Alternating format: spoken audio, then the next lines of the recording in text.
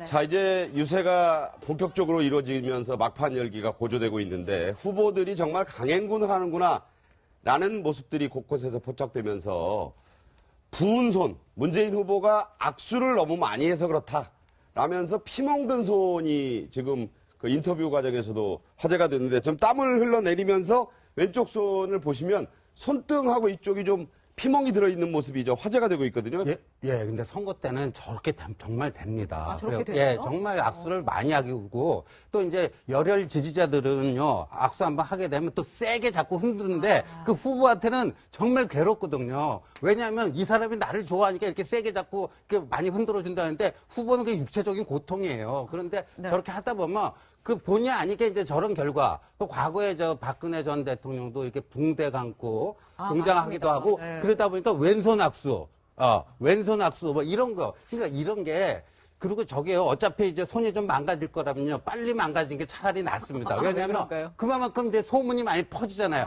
그러니까 이게 그만큼 선거운동을 열심히 했다라는 물증이 되는 거 아니에요. 네. 자, 홍준표 후보는 과거에는 그 SNS를 많이 활용을 안 했는데 이번 대선 유세에서는 이동 중에 휴대전화, 각종 SNS를 많이 이용하는 모습인데 휴대전화를 보면서 늘 저렇게 페북도 확인하고 페이스북이죠.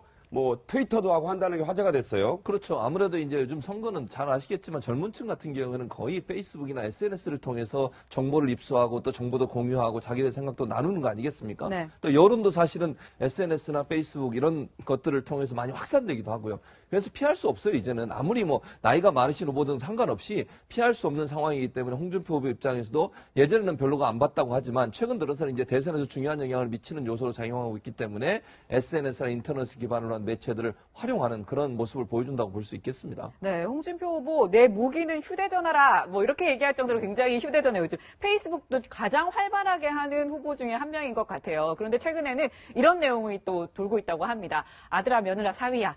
5월 9일 선거에서 홍준표 찍는 게 선물이다라고 하면서 어버이날 겨냥을 해서 저런 마케팅을 하고 있다고 하더라고요. 실제로 둘째 아들 결혼식에도 참석 안 하고 영상 메시지 보낸 게 홍 후보 아닙니까?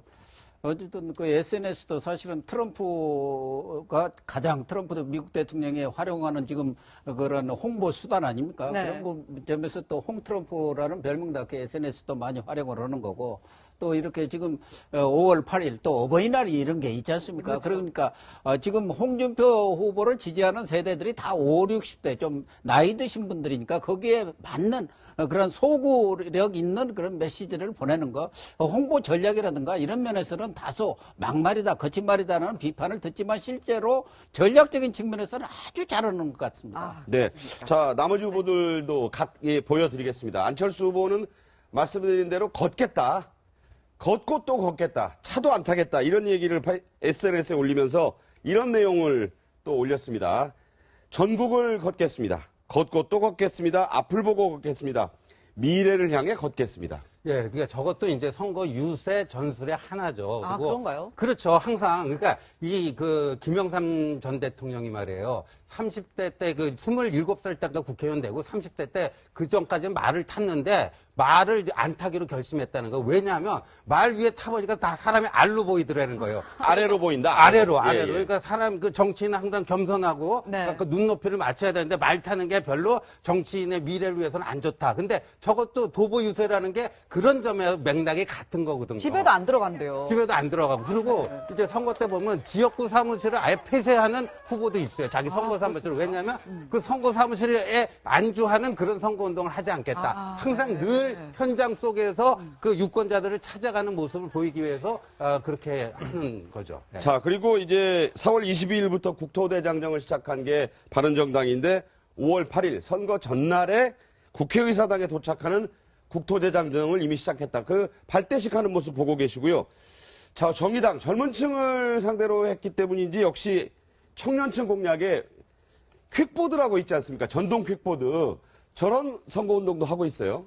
일단 이색적인 선거운동을 해야지 언론의 스포트라이트를 받는 거예요. 그래서 이제 안철수 후보를 보면 이제 도보 대장제를 하겠다고 하는 거잖아요. 근데 네네. 사실 도보가 시간이 좀 많이 걸려요. 그래서 일단 스킨십은 굉장히 좋죠. 그렇지만 여러 가지 또 체력이 굉장히 많이 소요가 됩니다. 네네. 장점, 단점이 좀 있어요. 그런데 수행을 한 명만 가지고 자기 한 명만 같이 수행해서 이제 하겠다고 하는데 저거 어느 정도 효과 있을지 한번 봐야 할 것 같고요. 그런데 정의당이 좀 약간 그 어떤 청년층에게 타켓을 잡는 그런 선거운동을 굉장히 좀 잘하고 있지 않나 싶습니다. 그래서 사실 뭐 퀵보드를 타고 유세를 한다 그런 것들은 굉장히 유권자들이 지나가면서 볼 때는 굉장히 관심을 받을 수 있거든요. 네네. 지금 후보들 선거 유세하는 거 보면 일반적으로 차에다가 이제까지 했던 전형적인 방법으로 누굴 찍어달라 그런 식이었는데 또 유세도 보면 들어보면 마음에 와닿지 않아요. 근데 네, 이런 네. 부분들은 뭐 선거에 상당히 효과를 발생할 수 있는 거죠. 네. 내일 어린이날이지만 유세전은 계속 될 것 같습니다. 저희는 내일은 쉬고요. 다음 주 월요일에 또 찾아뵙겠는데 전문가 네 분과의 말씀도 여기까지 듣겠습니다. 오늘 말씀 잘 들었습니다. 고맙습니다.